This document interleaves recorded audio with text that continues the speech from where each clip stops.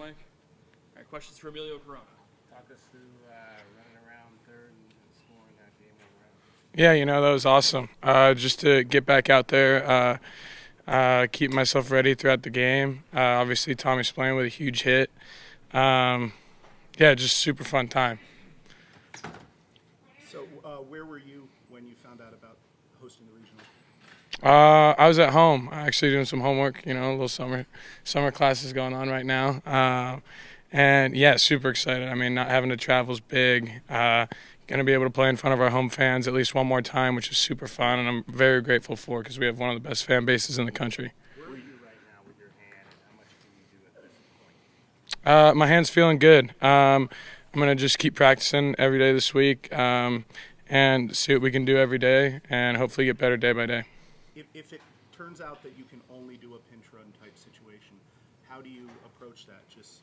I saw you a couple times during the last game running down the field, kind of stretching and all that. Yeah. Like, what goes into just being ready for that situation? Yeah, no, it just comes down to being ready for the opportunities that you're given throughout the game. And if it happens to be that I'm only pinch running this weekend, then I'll continue to keep myself ready in those later game moments because I know the team will need me just as we did in the conference tournament. And all you can really do is prepare for your opportunities that you have and be the most prepared.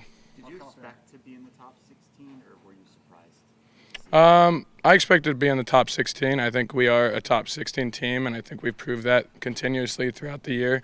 And yeah, just as I said again, just awesome to be able to host and play in front of our fans again.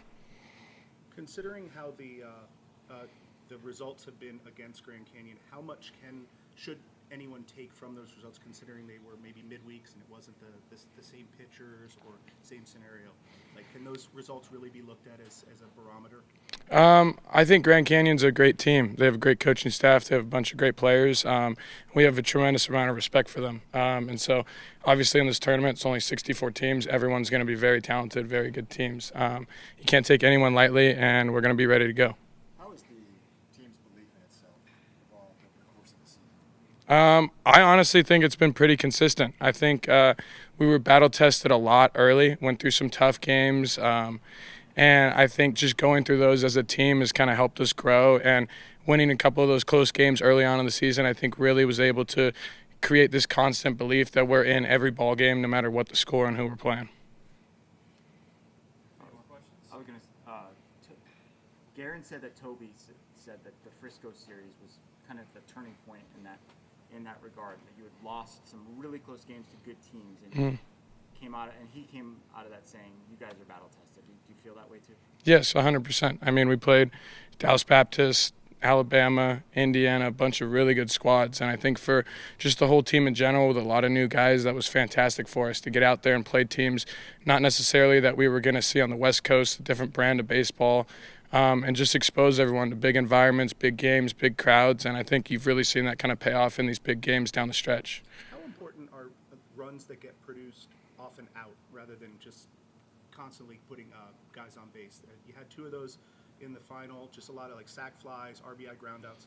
How valuable are those? Oh, extremely valuable. I mean, we try. One of our big mottos is just to play offense. And part of offense is manufacturing runs any way you can. If those are sac bunts, sac flies, because at the end of the day, baseball, you just got to score more than the other team. And so anytime you can kind of chip away or add on to a lead, it's huge to get those one-run innings, and then you'll wait for your big inning. What in your mind has made this such a great team late in the game? The culture that we've created this year, the belief that we have in each and every one of us, it's a big family environment in that clubhouse. And I think when you create a family environment, everybody has each other's backs, and no one ever is doubting one single person on the team, and you play for each other. And I think more than anything, it creates a fun atmosphere that it's enjoyable to be around every day.